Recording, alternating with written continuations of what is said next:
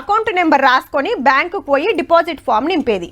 అవతలైన phone number, ఎంత పైకం పంపాలి, అందులో 500 ఎన్ని, 100 ఎన్ని, చిల్లర ఎంత అని రాసేది. ఒక్క నెంబర్ తప్పు నింపినా మళ్ళీ ఇంకోటి రాయాల్సిందే. లోపట క్యాషియర్ అన్ని చెక్కింగ్ చేసుకొని ఓకే అనుకుంటే పైకం లెక్క పెట్టుకొని స్టాంప్ కొట్టి మనకు చిట్టి ఇచ్చేది.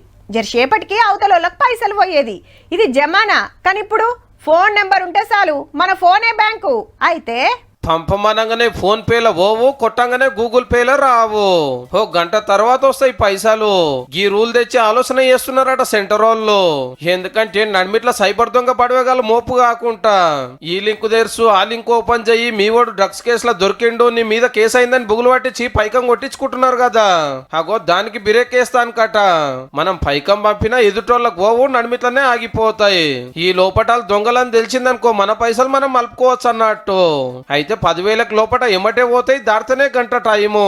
అగో మరి దోస్తులకు పంపిస్తాము, చుట్టాలకు పంపిస్తాము, అర్జెంట్ ఉంటే గంట సేపు ఆగమంటే ఎట్లా అంటారా? కొత్త నెంబర్ కు ఫస్ట్ సారి కొడితేనే ఆగిపోతుందట. ముందెన్నడన్నా పంపిస్తే ఏ లొల్లి ఉండదు, వెంటనే వాళ్ళ అకౌంట్ లోకి వెళ్ళిపోతాయి.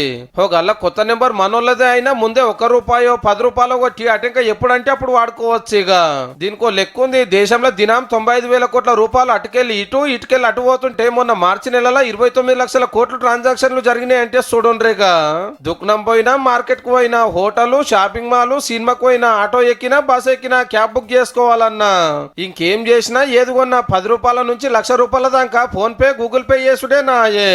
ఏడికి పోతాడా QR కోడ్లే నాయే. ఫోన్లు తీసుడు, టక్కున కొట్టుడు, వెళ్ళిపోవుడు. బ్యాంకులకు పోయే తిప్పల లేదు, చిల్లర లేదన్నా చిక్కులు లేవు. ఊళ్ళాళ్ళు ఉండేటోళ్ళు, చదువురానోళ్ళు కూడా ఫోన్లకు వెళ్ళి పైసలు పంపే అంత అప్డేట్ అయ్యిండ్రు మళ్ళా. కానీ నడిమిట్ల సైబర్ దొంగలు మోప ఈ అకౌంట్లు ఊడ్చేస్తున్నారని పంపిన గంట తర్వాత పోయే రూల్ తెచ్చి ఆలోచన చేస్తున్నారు అన్నట్టు.